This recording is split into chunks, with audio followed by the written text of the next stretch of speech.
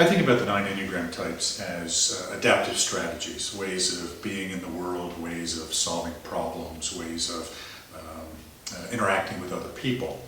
When we talk about adaptive strategies, we're not talking about a conscious strategy. We're talking about something that starts from a need to feel a certain way.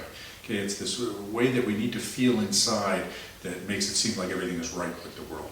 This desire to feel a certain way then shapes the way we think about the world.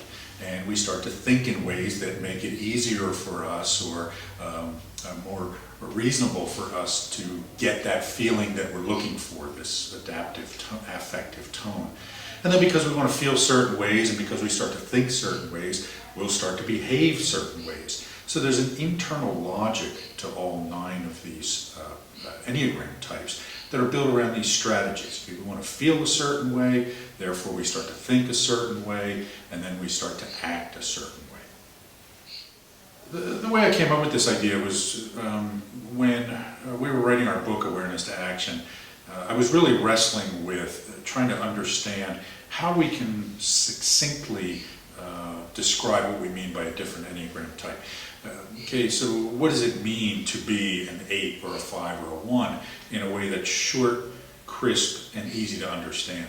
At that point, most of the definitions of the types were based on a list of traits. And, 8s are like this, and they're like this, and they're like this.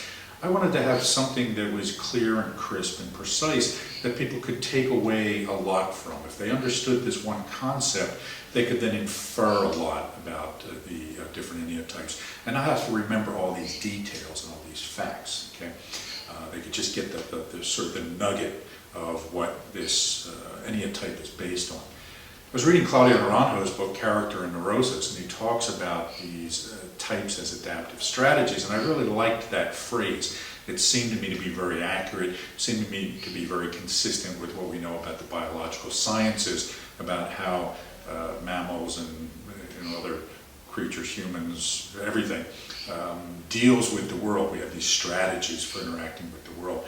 So we started looking at, okay, so what is the strategy at each of these types? And then we started to frame that around some idea of wanting to feel a certain way. It's interesting to think about these strategies in terms of a preferred strategy. Okay, we use all 9 of these strategies. A lot of times when we talk about the Enneagram, we say, well, we have all 9 types in us, but it's hard to really say what we mean by that. When we look at it in terms of strategies, it's a lot easier to understand that, yes, under different circumstances, we will use these different strategies. And what we're striving to be, in addition to our strategy, is more flexible in our use of the strategies. Okay, so the whole goal of working with the Enneagram is to not just understand ourselves, but to become more flexible in the way we use the strategies. I'm going to talk about this more in our video on the Awareness to Action process, but the way we want to think about this is that we have a dominant or a preferred strategy that feels the most comfortable for us. We use it the most, we rely on it the most. It's kind of our default setting. But we do use the other strategies in different sets of circumstances, and we use them in some very specific ways, and we use them in some very general ways as well. And I think everybody's a little bit different in the way that they use or express the different strategies as they go through life. So these 9 strategies are, at point 1, striving to be perfect. Okay? Now, again, it doesn't mean that the type 1 gets up in the morning and says, oh, I have to be perfect today. What it means is they're trying to capture this feeling that they're doing the right thing, that everything is the way it should be, that they're beyond reproach. Okay? They want to feel perfect. So they then think in ways, okay, well, how can I be perfect? And they start looking for errors and mistakes in the world around them. They start being critical of themselves, and when they come under stress, they can be very critical of others, right? So you see this pattern of wanting to feel perfect, then starting to think about perfection, and then start behaving in ways that lead to more of a sense of being perfect. Okay?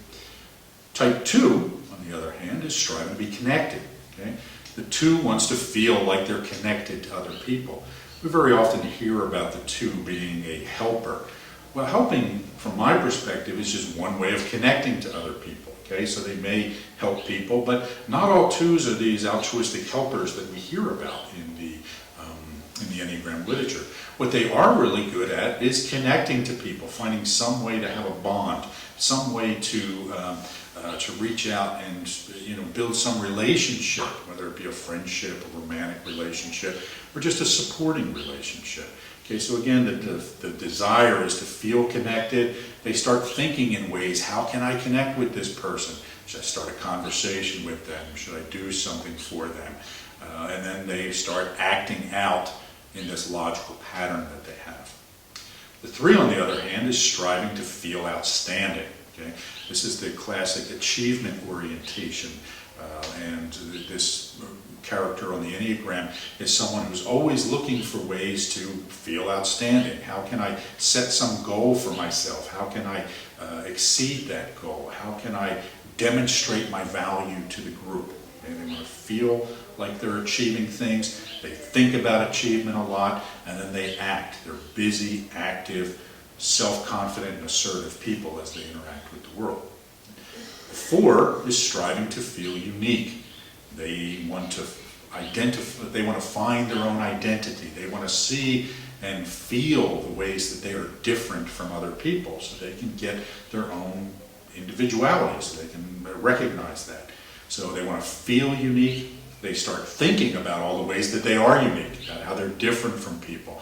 And this can be in very good ways. They're creative, artistic, insightful, or it can start to be in more melancholic ways. They can feel like outcasts. Okay? And then their activities tend to be those which heighten their uniqueness. Okay? 5s are striving to be detached.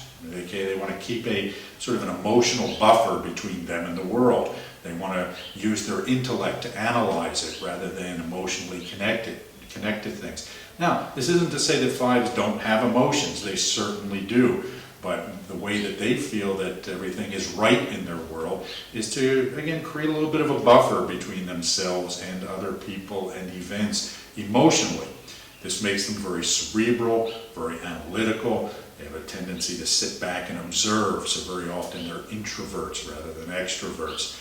They want to understand the world, figure it out, so they can maintain that little bit of distance between them and the other people and events in the world. Type 6 is striving to be secure. Okay? 6s want to feel safe. They want to feel like they're being taken care of, like they're taking care of themselves, that they're not putting themselves in dangerous situations. So they're constantly analyzing their environment, looking for things that can be threats to this security. Okay? In order to feel safe, you have to be aware of all the things that make you unsafe. Okay? So you can start to see this play itself out in their behaviors. Okay? They observe things, they talk about dangers, they share them, they're trying to address them all the time. 7 is striving to be excited, or striving to feel excited. They want to have an internal stimulation, something that feels like there's an inner buzz going all the time. And this causes them to do things that look for that inner buzz. So they're very curious people. They're very experimental people, meaning that they're trying new things all the time. They're looking for new opportunities, new experiences. Okay, now the downside to this is that they might jump from one thing to another sometimes, but they're typically looking for some way to feel excited. And then they think about excitement and they act in ways that will increase their excitement. 8s are striving to feel powerful. They're strong-willed, they're assertive, they want to feel like they're in control. Now I hear 8s all the time say, well, I don't need to control everyone, I don't need to be the CEO or the president or anything like that. But what they want is some sense of control over the things that affect them. So they want practical control. It makes them feel strong, makes them feel powerful and able to deal with the world. They tend to think in ways that increase the likelihood of their increasing power. Okay? They tend to think about power dynamics. They tend to be attuned to it. They tend to think of ways that will put them in more powerful situations. Finally, we have type 9 who's striving to be peaceful. The 9 wants to make sure that they have a sense of inner harmony, that the internal state is calm and ordered. So they approach the world in ways that will help to allow that. They seek harmony, they seek consensus, they can avoid conflict. Sometimes they can get what they want a little passive-aggressively as a way to ensure that they have that state of inner calm. I always think of nines, the internal state being like a calm lake that they want. This doesn't mean that they're not assertive in the world. I know many very successful and accomplished nines, but they do it in ways that allow them to maintain this internal state.